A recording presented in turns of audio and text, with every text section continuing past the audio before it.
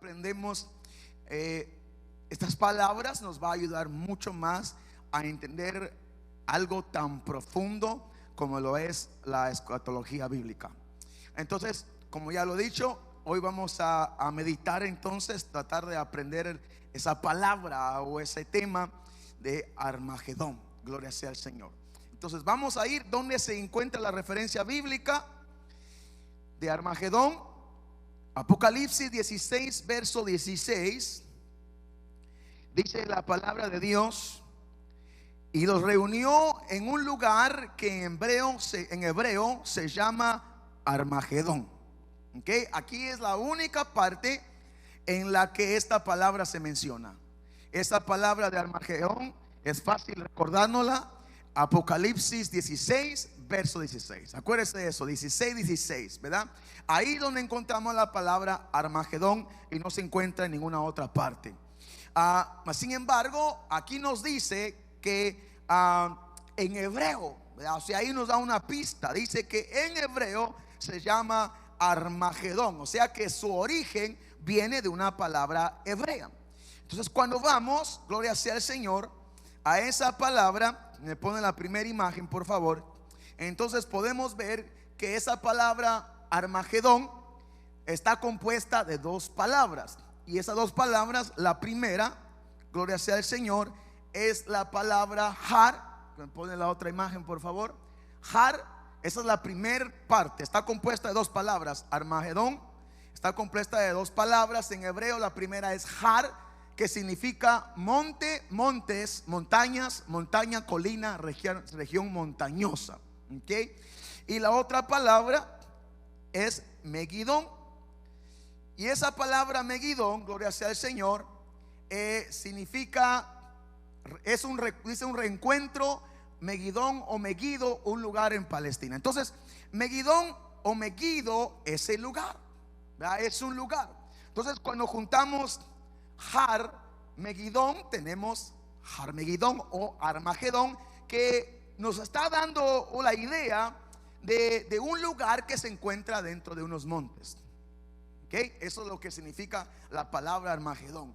Har, Megidón, lugar donde hay montes. Megidón o Megido es el lugar, y Har significa montañas, lugares montañosos, colinas, etc.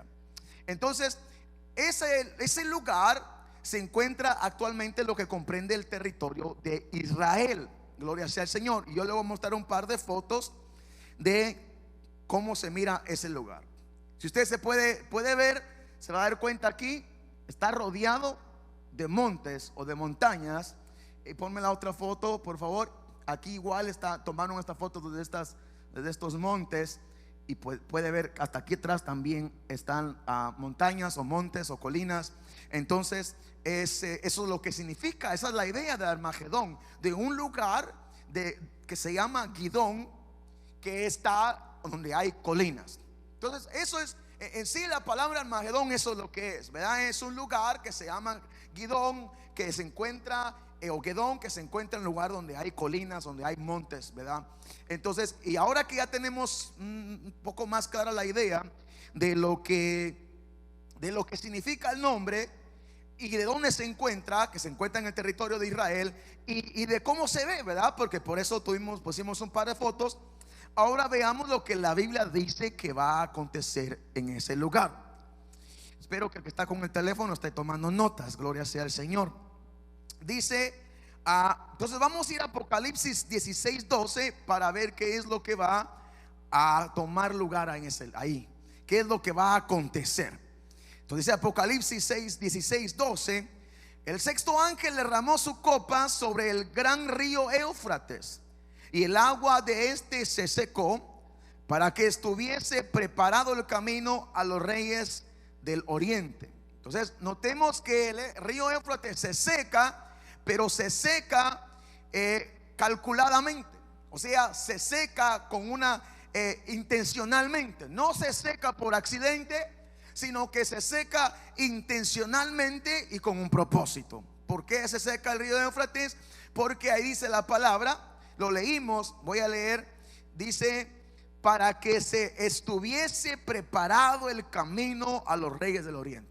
Entonces, ahí donde empieza todo, y va a llegar ahí a ese lugar, al Magedón. Pero dice, aquí donde empieza, que es con el sexto ángel que derramó su copa. Entonces dice que lo que va a hacer este ángel es de que se seque el río Éufrates, pero lo va a hacer con un propósito. ¿Y cuál es ese propósito? Dice que es para que estuviese preparado el camino a los reyes del oriente. La versión TLA, traducción al lenguaje actual, dice: el sexto ángel vació su copa sobre el gran río Éufrates, y el agua del río se secó. ¿Para qué cosa? ¿Por qué causa? Para que los reyes del oriente pudieran pasar. Es decir, una vez más, fue provocado, fue intencional. Así que, como diría un personaje, fue todo fríamente calculado, ¿verdad? Entonces ya, y con un propósito. Entonces, como referencia debemos entender, amados, que este tiempo, mientras esto está tomando lugar, esto está aconteciendo en la gran tribulación. Y mientras está la gran tribulación, hay alguien que reina sobre toda la tierra. ¿Quién es ese alguien? El anticristo. Entonces, en su gobierno, en su reinado, mientras está pasando ya lo último, ya lo llamado la gran tribulación, en los últimos 3 años y medio, entonces ahí donde se encuentra esto, ahí donde está tomando lugar, ese es el escenario. Que lo que vemos acá está en la gran tribulación, ya hacia lo último, mientras reina el anticristo, la bestia y el falso profeta. Ahora, mire lo que dice aquí. El enemigo va a tomar ventaja de esto. El enemigo va a aprovechar que se seca el río Éufrates. Esto, repito, es lo que viene a ocasionar el efecto dominó. Ahí empieza, el ángel desciende, hace que se seque el río Éufrates, y eso va a dar lugar a otros eventos. Y dice entonces Apocalipsis 16:13: y vi salir de la boca del dragón, y de la boca de la bestia, y de la boca del falso profeta, que es conforman la falsa trinidad. Dice, 3 espíritus inmundos a maneras de ranas. Verso 14: pues son los espíritus de demonios que hacen señales y van a los reyes de la tierra en todo el mundo para reunirnos a la batalla de aquel gran día del Dios Todopoderoso. Entonces, algo que quiero notar primero, mis amados, es que dice que salen del anticristo, de la bestia y del falso profeta. De cada uno de ellos salen espíritus de demonios. Y dice que su apariencia se asemejan a ranas.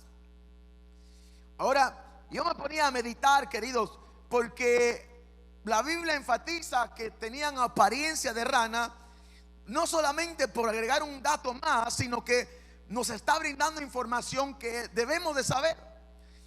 Entonces, fíjese que estos espíritus, y yo tengo la convicción, y lo estudiamos ya una vez, que los espíritus inmundos tienen la semejanza de los animales inmundos. Por ejemplo, así un animal inmundo, la serpiente. Hay espíritus inmundos con esa características. Los cuervos son animales inmundos. Y yo creo que así hay espíritus con esas apariencias. No porque un día yo había comido burritos y empecé a soñar esas cosas, sino porque lo hemos meditado en la palabra ya. No sé si usted se da cuenta. Pero el punto es que aquí entonces salen espíritus inmundos en forma de un animal inmundo, que es la rana. Pero entonces me ponía a meditar en características de la rana. Y claro, podríamos ver muchas, pero yo quisiera ver 3 rápidamente características, cosas que comprenden o que identifican, mejor dicho, a la rana. Y primero es que puede saltar bien lejos, o sea, puede abarcar mucho, ¿verdad? Eso es sin duda una de las cosas por la que la rana es conocida, porque brinca, porque salta. Y es por eso que tiene las piernas traseras mucho más largas, al igual que el canguro, porque son diseñados para brincar, para abarcar grandes espacios, ¿verdad? Y mientras me preparaba, yo estaba investigando y encontré que un grupo de investigadores aquí del país nuestro, donde por la gracia de Dios vivimos. ¿Usted está agradecido por Estados Unidos, hermano? Gloria a Dios, que el Señor bendiga a los Estados Unidos. Entonces, estaba viendo que unos investigadores lograron, ¿cómo se dice? Grabaron, pudieron guardar en sus datos de una rana, de las que se llaman la rana toro, no la rana René, gloria sea al Señor, la rana toro. Y dice que llegó a dar un brinco de hasta más de 2 metros, 2.2 metros. Es bastante para el tamaño del animal, hermano. Para que pueda saltar eso, es algo bien significativo. Número 2, característica número 2 de esos animalitos, ¿qué cree? Tienen una boca bien grande. Y por eso se oyen los ruidos que hace, en fin. Pero tiene una boca muy... Mire el tamaño de la boca y mire el resto del cuerpo. Tiene una boca bien grande. Y número 3, otra característica muy famosa de la rana es de que tiene una lengua larga. ¿Cuántos sabían que la lengua tiene rana? Que la rana tiene lengua larga y atrapa sus presas con esa rana, con esa lengua muy pegajosa. Que el Señor nos guarde. O sea que a lo mejor los que tienen lengua larga tienen un espíritu de rana que les anda ahí atacando, que viene del anticristo, de la bestia o del falso profeta, no de Dios. Esto está tremendo, hermano. Entonces, ahora, estos no es que se lo imaginaron o que son simbolismo, no. Estos realmente tienen apariencia de ranas. Mas sin embargo, ¿cuál era su propósito? ¿Se recuerda que leímos qué es lo que hacían? Salían esos espíritus e iban a hacer algo. ¿Se recuerda lo que acabamos de leer? ¿Qué es lo que tenían que hacer? Tenían que ir a convencer a los reyes de la tierra para que se levantaran y vinieran a pelear. Ahora, fíjese pues, entonces ellos tienen apariencia de rana, mas sin embargo no van a ir a hablar con los presidentes en forma de rana. Se le aparece un personaje a usted en forma de rana, ¿usted va a hacer negocio con ese personaje? A lo más que va a alcanzar va a decir la sangre de Cristo. A lo más que va a alcanzar. Mucho menos se va a aceptar. Pasa adelante, don Rana.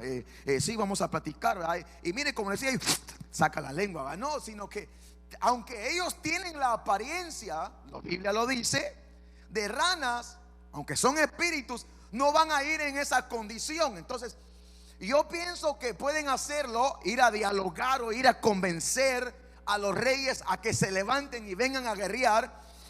Lo pueden hacer, veo yo, dos posibles maneras. Uno es de que lo hagan a través, en su estado espiritual, lo hagan a través de pensamientos en aquellos reyes. Que vayan y le lleguen a poner cizaña, que le lleguen a incitar para que se levanten, vayan en guerra, ya sea tirándole dardos de pensamiento o tal vez en sus sueños, porque la Biblia enseña que el enemigo tira dardos a la mente y también que pueden interferir, pueden meterse en nuestros sueños y ahí hablarnos, fíjese. Entonces esa es la primera posibilidad que yo veo. La segunda posibilidad que yo veo es de que tomen una apariencia humana. Como ya lo hemos visto muchas veces también, los seres espirituales tienen la habilidad, la capacidad de convertirse, de tomar apariencia de seres humanos. Y por eso lo hemos dicho muchas veces, la Biblia dice que muchos hospedaron a ángeles sin darse cuenta. ¿Por qué no se dieron cuenta? Porque hablaban como hombres, como humanos, se miraban como humanos. Hasta la Biblia dice que con Lot comieron. Entonces, pero el punto es que tienen la habilidad. Entonces quizás esa sería otra manera de ir como diplomáticos a hablar con esos reyes. Recuérdese que una vez más estaba reinando el anticristo. Entonces él es el que tiene el control de todas las cosas. Todos tienen que estar sellados con el sello de la bestia. El que no tiene el sello no puede comprar, no puede vender, no puede ir al doctor, no puede hacer ninguna clase de negocios, no puede ni siquiera dar ni recibir, no puede canjear, no puede hacer nada. Tiene que vivir escondido, tiene que vivir huyendo. Y si lo logran alcanzar, lo decapitan. Y si no quiere, pues entonces lo sellan y ahí sí ya le dan de todo lo que usted necesita. Y como hermano querido, debemos de analizar de que si así en un tiempo de gracia, de misericordia, batallamos. No haga planes de cualquier cosa, todavía tengo otra chance. Si no la hace aquí, hermano querido, ¿qué la va a hacer ahí? Sí, porque un día se sintió cansado y ya quería tirar la toalla. ¿Y qué va a hacer cuando ya lleve 50 días sin comer? Para que se dé una idea, mire cuánto tiempo lleva tratando de empezar la dieta. Ahí ya nos identificamos todos, ¿verdad? Vaya, imagínense. Pero dice, el lunes la empiezo. Ahí no va a haber lunes. Ahí el lunes va a empezar en el momento que sonó la trompeta y se va a la iglesia. Ahí empezó el lunes, fíjese, y ahí todo el mundo a dieta. Entonces, lo que entendemos es de que son espíritus con apariencia de rana. Repito, que en su manera espiritual van a llegar a tratar de convencer a esos hombres, porque no se van a ir a presentar en esa condición de rana, o van a tomar apariencia de hombres y van a ir a dialogar, van a llegar como representantes del gobernante mundial de ese tiempo. Ahora, fíjese que aparte, entonces vemos aquí qué habilidad van a tener estos hombres. Van a tener habilidad de avanzar, de desplegarse, de avanzar muy rápidamente, como lo tiene la rana, que brinca bien lejos. También van a tener una facilidad de palabra, o sea, con su boca, quiere una boca grande, van a poder hablar de una manera tan tremenda, y una lengua que, así como la rana saca la lengua y atrapa a sus presas, con su lengua, con el poder de lo que van a poder hablar, van a envolver a todos los reyes, dice, para que se levanten y vengan a la guerra. Ahora, si ya, hermano querido, si ya de por sí ya son buenos para hablar, ya llegan con la unción del diablo, que el Señor los reprenda, llegan con una habilidad especial de hablar y con una lengua pegajosa que hace que atrapar a todas sus presas. Aparte de eso, dice la palabra, gloria sea el Señor. Mire lo que dice Apocalipsis 16:14. Dice, pues son espíritus de demonios que hacen, ¿qué cosa? Señales. Si ya tienen la habilidad de hablar en una manera extraordinaria, tienen un avance muy rápido, y convencen y atraen y atrapan con su lengua, es decir, con su manera de expresar, su manera verbal, muy articulados, y con la unción de Satanás, entonces van a atrapar a estas personas. Y encima de eso, con milagros, no va a haber rey que se resista, y se va a levantar. Ahora yo me ponía a pensar también, ¿qué es lo que estos hombres pudieron ir a haber hablado con estos reyes? O sea, llegan, se presentan, ¿qué tal rey del país que sea? Mire, venimos a invitarlo a que usted se une a nosotros a una guerra y vamos a ganar. Y lo que le va a decir, pero yo decía, ¿qué le puede presentar? ¿Qué es lo que le pudieran decir? Y una de las cosas que yo me podía meditar que pudo haber pasado es de que ahí en ese monte que hemos visto de Guido, de Gedón, gloria sea el Señor, ahí hubieron batallas. Ahí hubieron otras batallas. Y fíjese que es bien interesante, porque ahí hubieron, entre otras cosas, dos victorias grandes de Israel y dos derrotas grandes de Israel. Ahí fue donde mataron a Saúl, por esa área. Entonces fíjese que hubieron dos victorias grandes de Israel y dos derrotas. Entonces me imagino que este hombre va a llegar y dijo, mira, vamos empatados 2-2. Mira, ya los hemos derrotado antes, lo podemos derrotar de nuevo. Y entonces empieza a envolverlos con su manera de hablar, hacen milagros. Y bueno, y eso hace que se llegue a cumplir lo que la palabra dice. Dice, ahí donde leímos Apocalipsis 16:16, y los reunió en el lugar que en hebreo se llama Armagedón. Entonces, ¿los convencieron? Sí, los convencieron. ¿Por qué? Porque esa era la voluntad de Dios. Dios permitió que llegaran a ese lugar y permite que hagan milagros y permiten que se expresen de una manera extraordinaria, una manera maravillosa, que no resisten, los convence y se reúnen todos ahí en el Megiddo, ahí en el lugar donde está, o el lugar llamado Armagedón. Ahora, yo leía la palabra reyes, y según uno de los diccionarios bíblicos que consulto, dice esa palabra que se usa como reyes. Recuérdese que dice que va a convencer los reyes, ¿verdad? Ok, esa palabra reyes dice, significa también líder de la gente, príncipe, comandante, señor de la tierra y rey.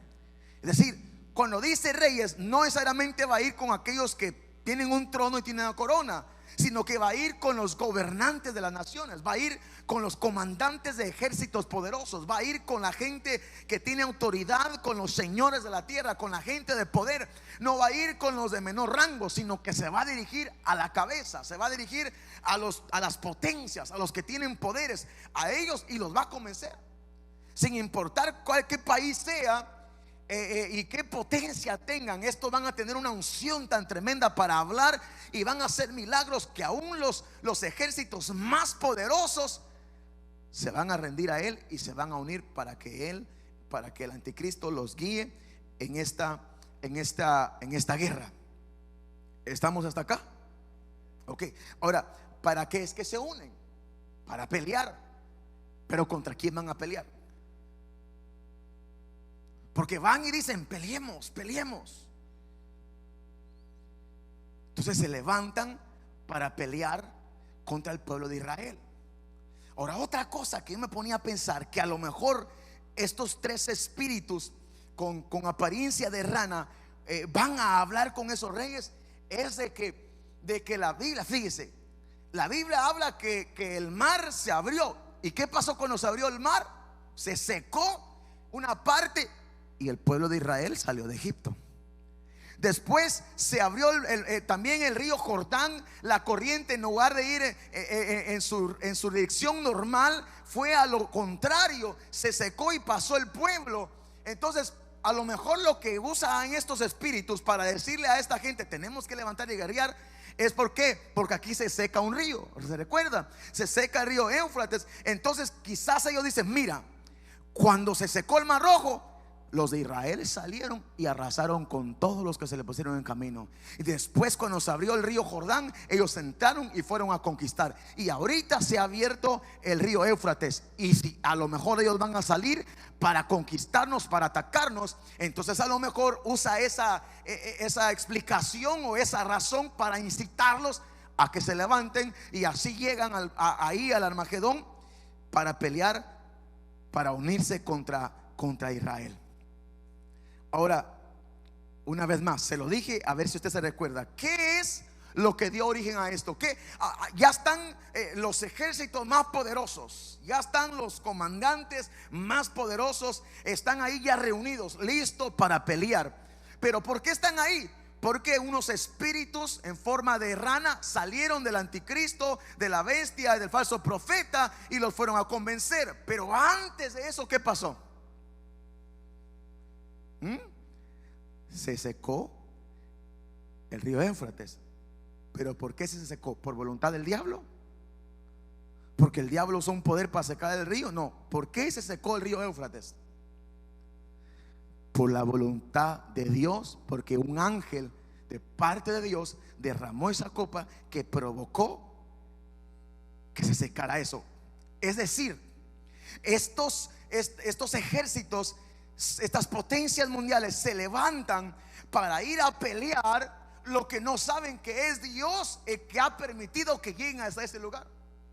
O sea, ellos se han reunido con la mentalidad de destruir al pueblo de Dios. Lo que no saben es que ahí donde ellos piensan que van a destruir al pueblo de Dios, es precisamente donde Dios los va a destruir a ellos.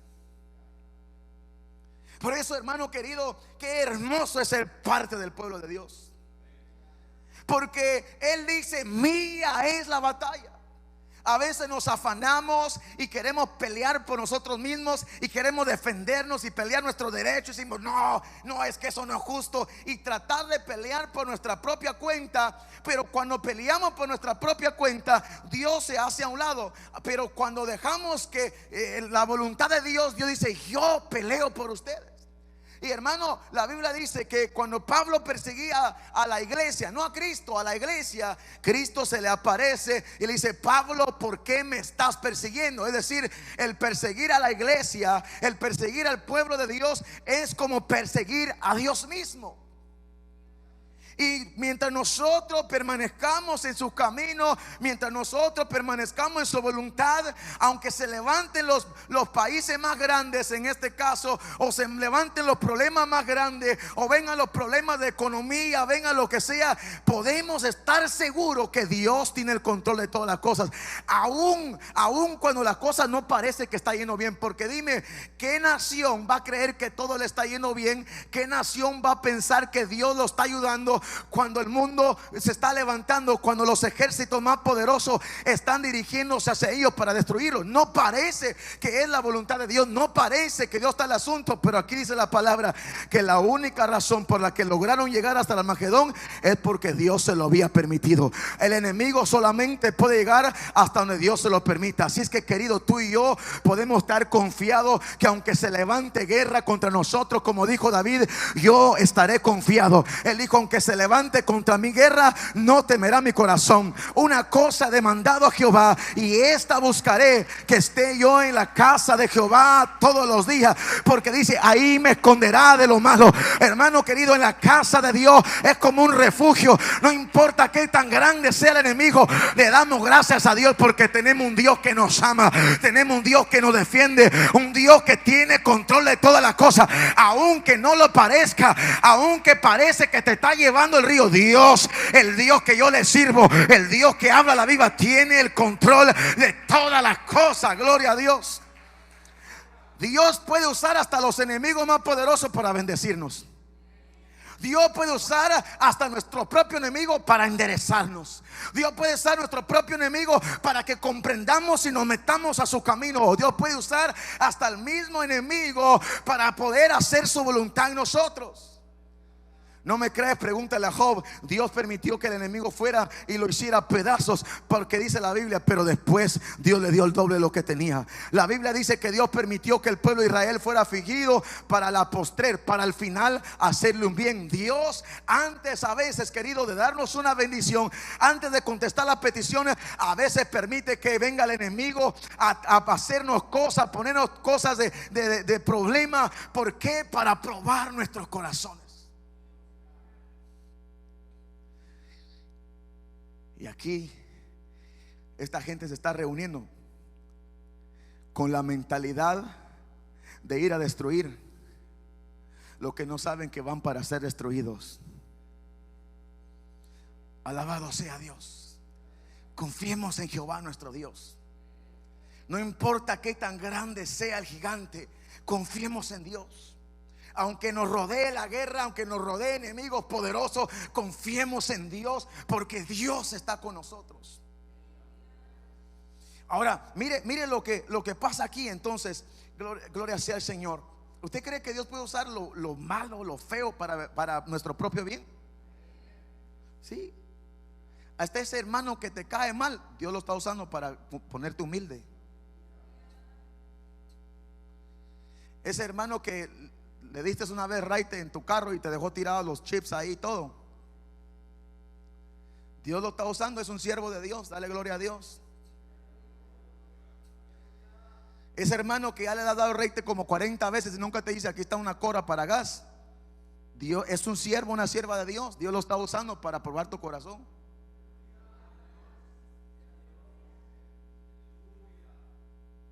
Y a veces Dios va a usar a tu pastor para probarte y te va a decir que hagas cosas para ver nada más que haces.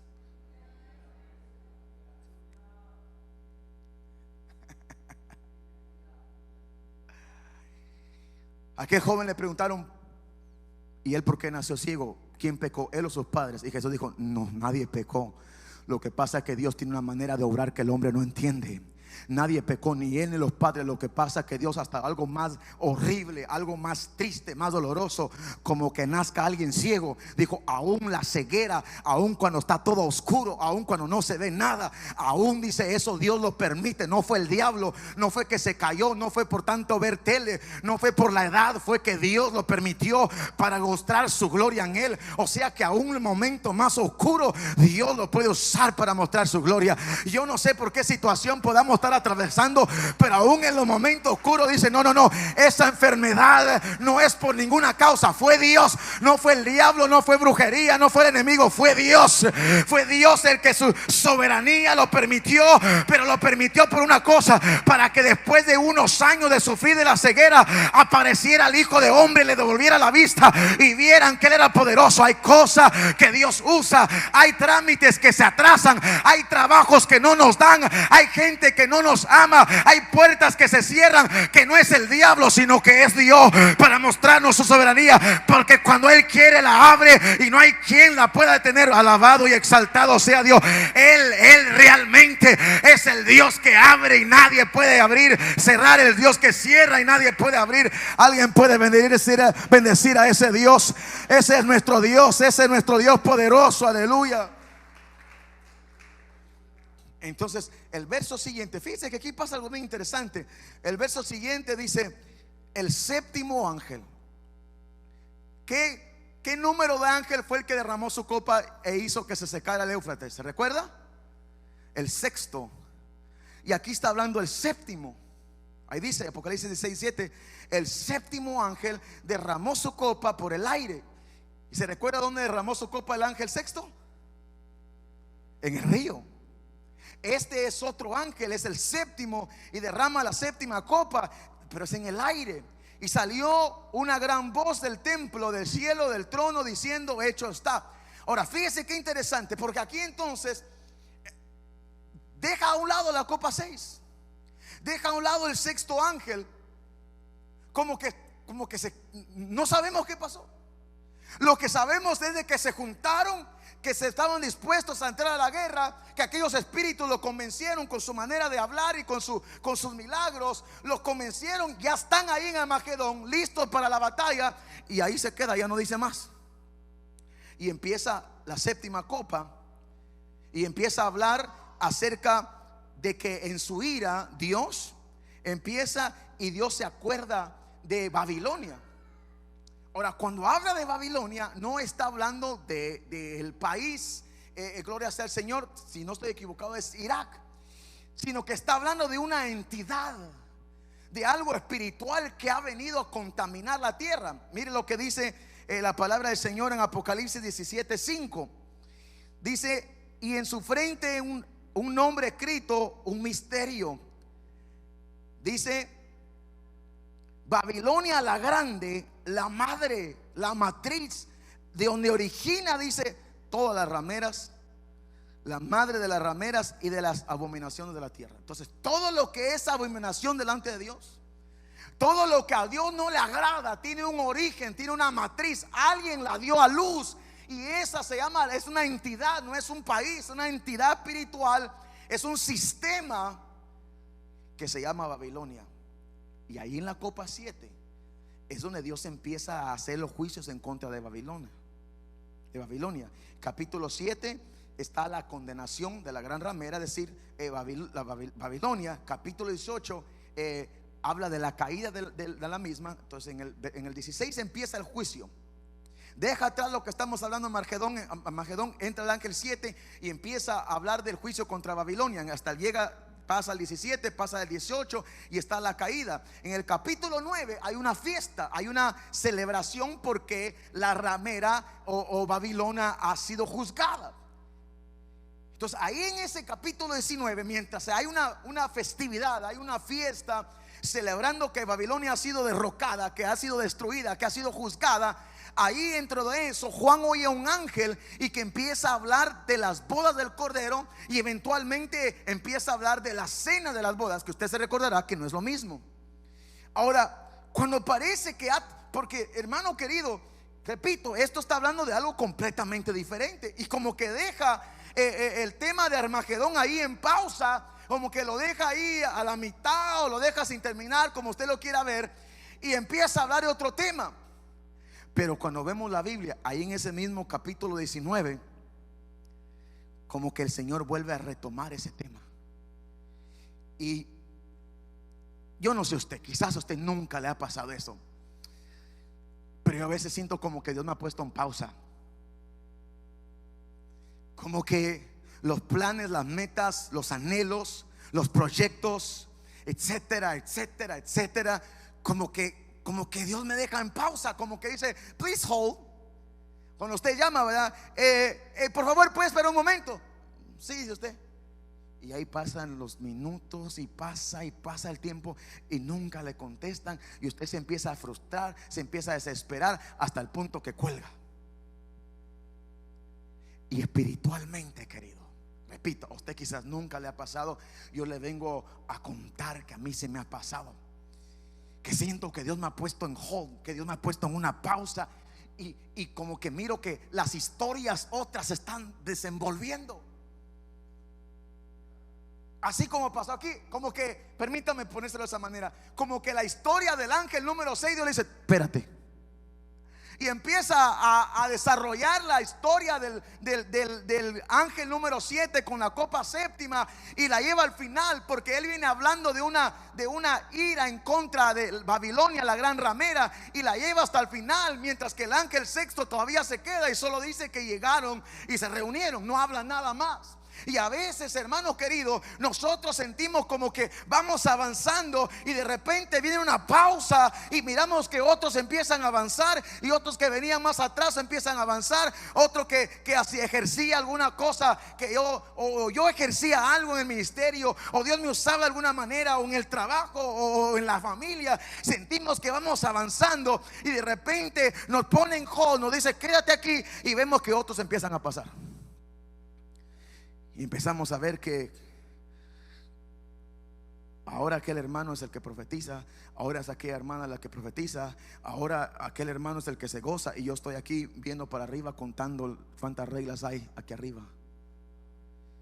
Antes no me importaba si había frío, si había calor, yo le entraba a alabar a Dios con todo.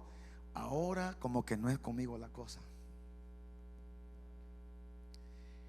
Y a veces aquellos que miramos que como que no era conmigo la cosa, ahora ellos son los que se están gozando. Y ellos son los que están llevando la bendición y se van gozosos. Y tú y yo nos podemos ir frustrados, nos podemos ir tristes, desanimados. Mientras nuestra historia está en pausa, a veces la historia de otros se está desarrollando, y lo tremendo que llega a su final mientras nosotros nos sentimos que estamos a la mitad. Pero, diga conmigo, pero. Ese pero cambia la dirección. Ahí adelante en el capítulo 19 vemos que se vuelve a retomar la historia que está hablando del ángel número 6. Y yo quiero decirte en el nombre de Jesús que llega el momento donde Dios vuelve a retomar nuestro caso, donde Dios vuelve a quitarle pausa. Dios pone pausas, especialmente en Apocalipsis. Vamos a ver que está hablando y de repente empieza a hablar de otra cosa y uno se pierde, porque hasta allá adelante vuelve a retomar el tema. Y a veces en nuestra vida es así. Sentimos que ahora sí siento su presencia, ahora sí siento que Dios me está escuchando, ahora sí yo empiezo a orar y luego siento la libertad, empiezo a adorar y luego siento su presencia. Pero hay veces donde nos ponen pausa y estamos batallando, estamos gritando, estamos haciendo lo que podamos y no pasa nada, gloria sea al Señor. Pero alabo y bendigo a Dios, porque aquí dice la Biblia que Dios no dejó esa historia sin terminar. Y así como Dios no dejó esa historia sin terminar, Dios tampoco dejará tu historia y mi historia sin terminar. Él fue y terminó la otra, pero dijo, ok, ahora vamos a regresar, porque así es como Dios obra. ¿Por qué? Yo no sé, pero Él es Dios y Él hace como Él quiere, con su infinita sabiduría que nosotros no podemos entender. Así es que yo quiero decirte en esta noche, Dios va a continuar con tu historia, Dios va a continuar con tu ministerio, Dios va a continuar con los planes, porque Él dice, aunque tardara la visión, aunque tardara la promesa, espérala, dice, porque hay una promesa, va a llegar. Esa es la promesa. Dios espera. No sé cuánto tiempo te va a poner en hold y no nos gusta, nos frustra, nos desespera, pero hay una esperanza, pero hay algo que nos da aliento, pero hay algo que nos da alegría. Es de que no se ha terminado. Una pausa no significa al final, simplemente significa que Dios lo va a continuar después. O alguien puede alabar y bendecir a Dios. Alguien recibe esa palabra de parte del Señor y dice, gracias Señor, porque aunque por un momento me pongas en pausa, sé que tú no me deja, sé que tú no me vas a desamparar. Llegó el momento después de que Job fue probado, llegó el momento donde dijo hasta aquí nomás, reprendió al diablo y bendijo a Job. Llega el momento, aleluya, el Señor le dijo al pueblo: por un momento te abandoné, por un momento te dejé, pero ahora vuelvo a ti para no dejarte jamás. Bendito y alabado sea Dios. Vuelve y vuelve a retomar esa historia. Así es que sigue esperando en el Señor. Sigue esperando en el Señor. Retoma, y ahí en Apocalipsis 19:11 dice: y vi el cielo abierto, y apareció un caballo blanco, y el que le montaba se llamaba Fiel y Verdadero, porque con rectitud gobernaba y hacía la guerra. Bendito sea Dios, porque cuando se había quedado allá en pausa, un ejemplo que podemos tomar, dice: si aparece en el caballo blanco, dice fiel y verdadero, porque nuestro Señor es fiel y verdadero. No importa lo que otras personas digan, es más, no importa lo que tu mismo corazón, tu mismo pensamiento, porque a veces nuestro peor enemigo somos nosotros mismos. Nos desanimamos. No es necesario que nadie nos critique, nosotros mismos nos criticamos. No es necesario que nadie más nos diga que no podemos, nosotros mismos a veces decimos: no, que yo no puedo, yo no sirvo para nada. Pero aquí dice la Biblia que el fiel y verdadero, el fiel y verdadero se apareció del cielo. Oh, gloria sea al Señor. En el momento que Israel estaba rodeado por todos aquellos, y imagínate con todos los ejércitos rodeados, ¿cuál pudo haber sido el sentimiento? ¿Cuál pudo haber sido la situación? ¿Cómo se encontraba Israel? Y se pone en pausa, gloria, como que dice que a veces en los problemas no sentimos que está pasando nada, que avanzamos, pero de repente del cielo apareció el fiel y verdadero. De repente en el cielo apareció el fiel y verdadero. Él es fiel, querido. Él es fiel y verdadero. Él va a cumplir su promesa. Sus promesas son sí, sus promesas son amén. Así es que aunque te sientas acorralado, aunque te sientas amedrentado, aunque te sientas acusado, oh, gloria sea a Dios, bendito sea Dios, porque nuestro Dios es fiel y verdadero. Gloria a Dios. Y ahí dice que se levanta para hacer guerra. Y recuérdese que allá se quedó pendiente una guerra. Versículo 12 dice: sus ojos eran como la llama de fuego, y había en su cabeza muchas diademas, y tenía un nombre escrito que ninguno conocía sino él mismo. Y el versículo 13 dice: estaba vestido de una ropa teñida de sangre, y su nombre es el Verbo de Dios. Quiero leer verso 13, la versión PDT. Su ropa estaba empapada de sangre, y su nombre era la palabra de Dios. Versículo 14: y los ejércitos celestiales, mire qué tremendo, los ejércitos celestiales, vestidos de lino finísimo, blanco y limpio, le seguían en los caballos blancos. Quiero leer esto otra vez. Y los ejércitos celestiales, vestidos de lino fino. ¿Cómo era su vestimenta? Era blancos y ¿qué? Limpios. Cuando usted lee blanco y limpio, ¿qué se imagina? ¿Cómo se miraban esas ropas? Pues blancos y limpios, ¿verdad? Impecables, inmaculados. Ahora me llama la atención que el fiel y verdadero dice que va empapado, sus ropas van empapadas de sangre, van teñidas de sangre. Pero el ejército que viene con él viene con ropas limpias.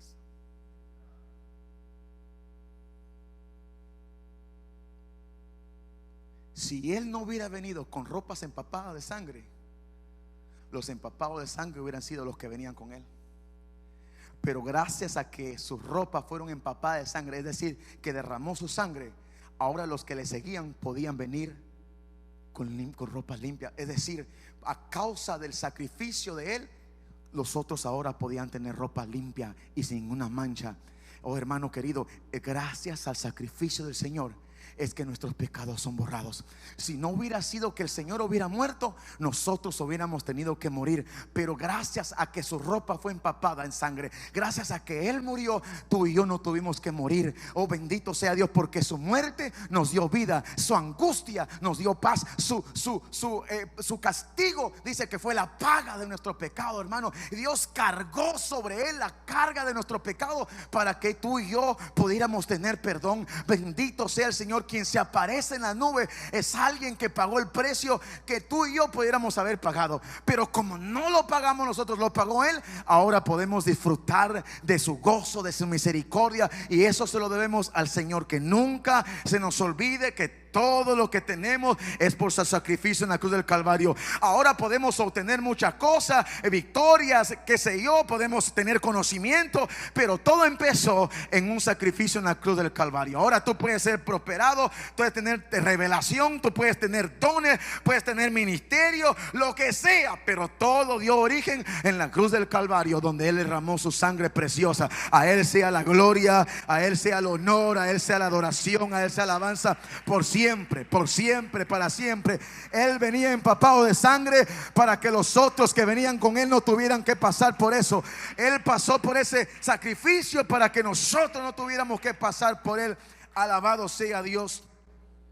Y dice versículo 15: de su boca sale una espada aguda para herir con ella a las naciones, y la regirá con vara de hierro, y Él pisa el lagar del vino del furor de la ira del Todopoderoso.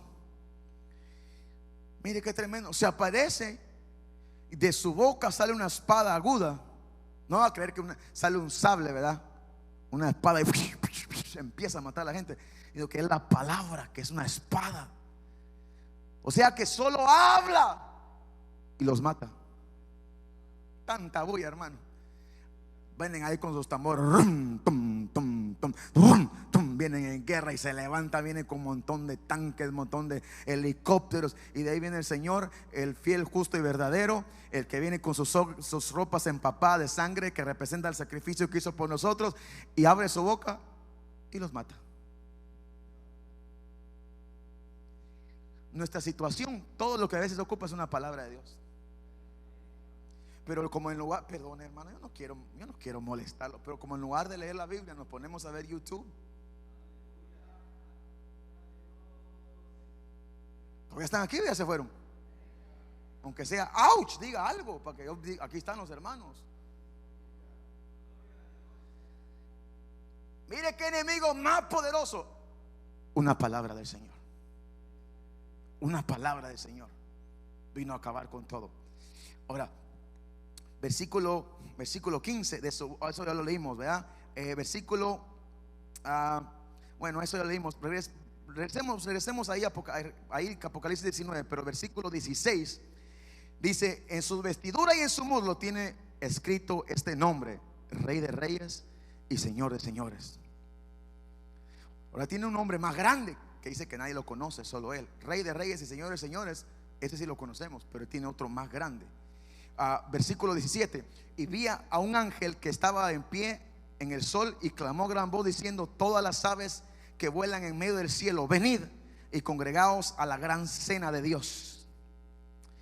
Verso 18: para que comáis carnes de reyes. Recuérdense que eran los reyes y los capitanes los que habían llamado, ¿verdad? Reyes y de capitanes, y carnes de fuertes, y carnes de caballos y de sus jinetes, y carnes de todos, libres y esclavos. ¿Por qué? Porque empiezan con los líderes, pero ahí vienen atrás todos, ¿verdad? Versículo 19: y vi a la bestia, a los reyes de la tierra, a su ejército, reunidos para guerrear contra el que montaba el caballo y contra su ejército. Versículo 20: y la bestia fue apresada, y con ella el falso profeta que había hecho delante de ella las señales con las cuales había engañado a los que recibieron la marca de la bestia y habían adorado su imagen. Estos dos fueron lanzados vivos dentro de un lago de fuego que arde con azufre. Pero todavía nos queda la duda que si Dios es un Dios que se venga, que es un Dios de ira. Bueno, espero que esto nos venga a aclarecer eso. Dice que los mandó vivos al lago de fuego. Verso 21: y los demás fueron muertos con la espada que salió de la boca del que montaba el caballo, y todas las aves se saciaron de las carnes de ellos. Y ahí se acabó la batalla. Esa batalla tan poderosa, tan grande. Viene el Señor, abre su boca y se acaba toda la batalla. Por eso cuando vengamos, pongamos atención a la palabra, porque usted no sabe. Porque Israel estaba ahí. Israel no decía a las 5:15 viene el Señor. Ellos no sabían. Es más, dice ahí en medio de la narración, dice que velad para que no los sorprenda como ladrón de noche. O sea, no sabían cuándo iba a venir. No sabían cuándo iba a abrir su boca y darle esa palabra que iba a destruir a sus enemigos. Por eso, si hacemos el esfuerzo de venir, que valga la pena, querido. No nos pongamos a platicar con el que está a la par. No nos pongamos a ver el teléfono. No nos salgamos 3 veces al baño. Ya que venimos hasta acá, que valga la pena. Estemos atentos a esperar, porque una sola palabra nos puede cambiar la vida. ¿Usted lo cree? Yo sí lo creo. Ahora, vamos ya culminando. Se recuerda que se iba a secar el río Éufrates. ¿Con qué propósito? ¿Para qué era que se iba a secar el río Éufrates? ¿Se recuerda? ¿Se recuerda o no se recuerda? ¿Para qué? Para que pasaran los reyes. ¿De dónde? Del oriente. Ahora, el oriente puede tener otras implicaciones, pero fíjese que cuando vamos a ver el mapa, gloria sea al Señor, de esa zona, fíjese que el río Éufrates, mire, es más pequeño que la luz. La luz, el punto de la luz cubre todo lo que es Israel en el mapa. Pero Turquía, que es lo verde,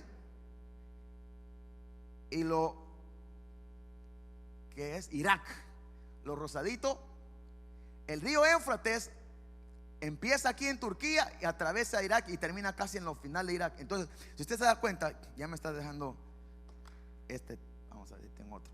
Pero si usted se percata, querido, se va a dar cuenta que precisamente eso es como una especie de embudo. ¿Sí sabe lo que es embudo?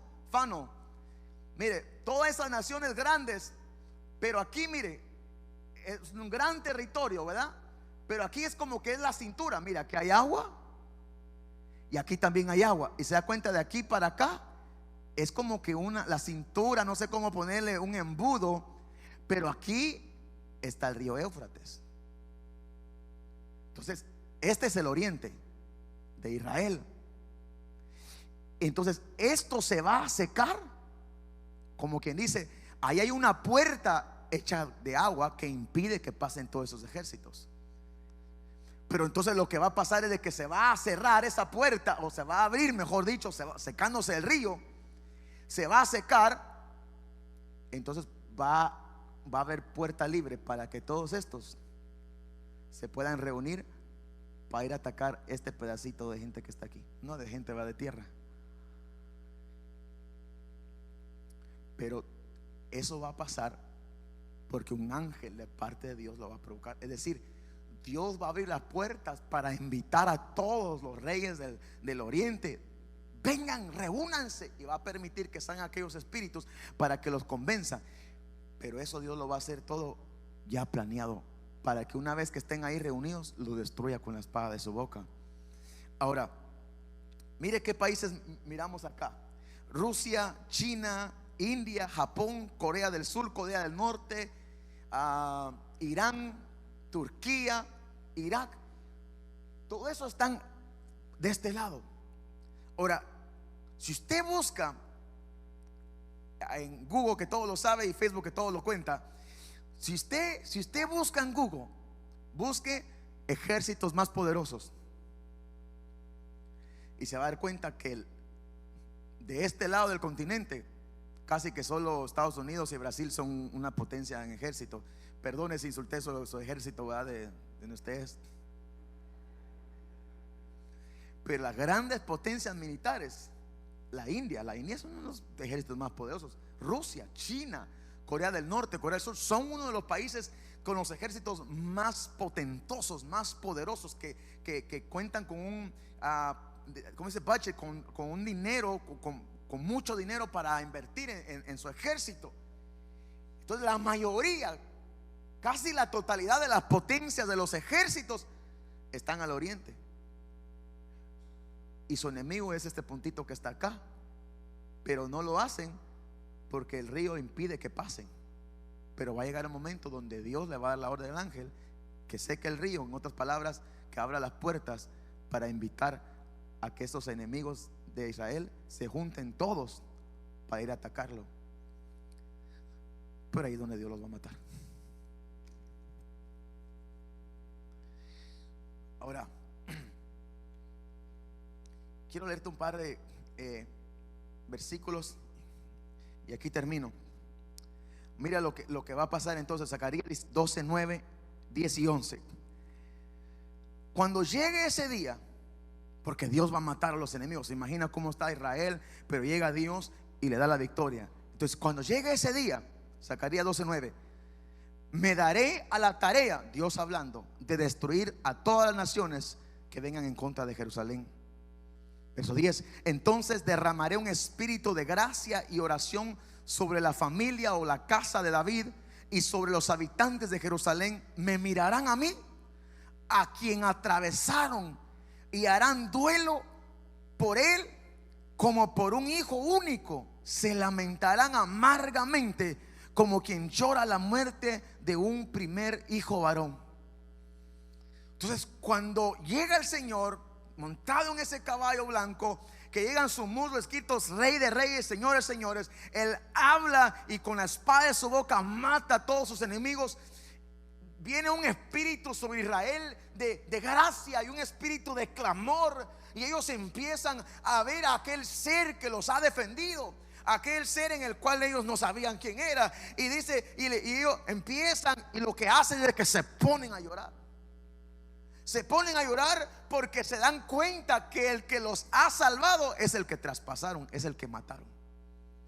Entonces cae sobre ellos un espíritu de oración, de adoración, de clamor, y empiezan a llorar. Y una muerte tan amarga de ver. Oh, hermano querido, ¿cómo sentiría usted que usted vaya y acuse a alguien que habló mal de usted y después usted se entere que realmente la persona que usted creyó que hablaba mal de usted más bien lo estaba defendiendo? ¿Cómo sentiría usted después que le fue a pegar una gran maltratada? Eso es solo sí pequeño ejemplo, porque aquí es el que les quería dar la vida, lo mataron. Y después aparece en la peor situación de su historia, los defiende. Entonces ellos empiezan a llorar amargamente, y el llanto que tienen es como cuando se le muere su único hijo. Los gritos, la amargura, hacen duelo, tienen luto del dolor. Viene un espíritu sobre ellos que los quebranta, los redarguye al ver que mataron al dador de la vida, al ver que al que despreciaron era el Mesías que tanto esperaban. Y dice el versículo 11: el dolor y el luto en Jerusalén será tan grandes como el duelo por Adad Rimón en el valle de Megiddo. En el valle de Megiddo, o sea, Armagedón, según estaba estudiando yo, había un dios arameo llamado Rimón. Y lo que hacían, que en este valle de Megiddo, de Armagedón, se juntaban todos los años para hacer una, ¿cómo le digo? Una ceremonia, un ritual. Era como un duelo, pero ritual. O sea, iban y lloraban y se lamentaban, pero era su manera de hacer culto a ese dios pagano. Ellos llegaban y se ponían a llorar y se lamentaban, y era su forma de adorar a ese dios pagano. Y dice Dios: un día en ese mismo valle ya no van a llorar por ese dios pagano, van a llorar por mí. Y quiera Dios Que así como hemos llorado porque nos dejó el novio, porque nos dejó la novia, así como hemos llorado porque las cosas no nos salieron bien, así como hemos llorado porque nos machucamos el dedo, así como hemos llorado de frustrado por la causa que sea, Dios quiera que un día nuestro llanto se convierta en un llanto de adoración y agradecimiento para Dios, cuando entendamos lo bueno y lo mucho que Él ha hecho por nosotros. Dios dice: así como lloran por ese Dios pagano que no ha hecho nada por ustedes, un día en ese mismo lugar van a llorar por mí. Y Dios quiera que el mismo lugar, quizás aquí en la iglesia donde hoy lloramos por la aflicción, un día eso sean lágrimas de adoración, no sean lágrimas de queja, no sean lágrimas de lamento, no sean lágrimas de enojo, no sean lágrimas de decepción, sino sean lágrimas de adoración delante del Dios que dio su vida por nosotros, delante de aquel que se le empaparon las vestiduras de sangre, aquel que nos defiende, aquel que nos rescata del hoyo en nuestra vida. Bendito sea Dios. Y esta es la batalla final, Armagedón. La batalla final culmina la gran tribulación y empieza el milenio, y ahí se termina todo. Pero quiero terminar mostrándoles unas figuras, unas noticias, volviendo al principio, que se secó el río Éufrates, ¿verdad? Eso es lo que dio original a todo, y llegamos hasta el final de lo que hemos visto. Pero todo empezó porque Dios permitió que se secara el río Éufrates. Ahora yo te voy a mostrar unas 4 imágenes de unas noticias. Mira, denuncian que el río Éufrates se está secando, y aquí continúa la noticia por el tiempo. Pero mira, todo eso estaba lleno de agua y ahora se está secando. Siguiente, por favor. El mítico río Éufrates se está secando. Otra imagen de cómo ahora se ve. Otra más. Está bien, hija, la que sigue. Noticia de Israel. Dice: el crepúsculo del Tigris, el poderoso río iraquí, se está secando. Y creo que me queda una más. Estos son unas personas ambientalistas. Estos no son noticias, sino son personas de esos que dicen go green, ¿verdad? Que hay que guardar todo eso. Dice: el río Éufrates se está secando. Y tienen una foto aquí. Ahora, todo esto, cuando se secó el río Éufrates, fue lo que desencadenó todo. Ahora, recuérdate que eso es al final de los 7 años. O sea, si la trompeta sonara hoy y los que hemos creído en Cristo nos vamos en el arrebatamiento, hoy empezaría a contar 7 años aproximadamente para que se junten esos ejércitos, para que sea la guerra de Armagedón. Ahora, eso ya está pasando ahorita y va a acontecer 7 años después del arrebatamiento. No sé si te estoy transmitiendo la idea. Eso va a acontecer en 7 años, pero ya está pasando. O sea, no es de que va a pasar en nuestros días. Nosotros nos vamos, y para cuando eso pase van a estar culminando los 7 años de la gran tribulación. Pero eso ya está pasando. O sea, si ya está pasando ahorita y tienen que pasar 7 años para que se seque por completo, es porque llevamos demasiado adelantados. Todavía quedan 7 años, pues. Si fuera hoy el arrebatamiento, todavía quedarían 7 años para que se secara. Y ya se está secando.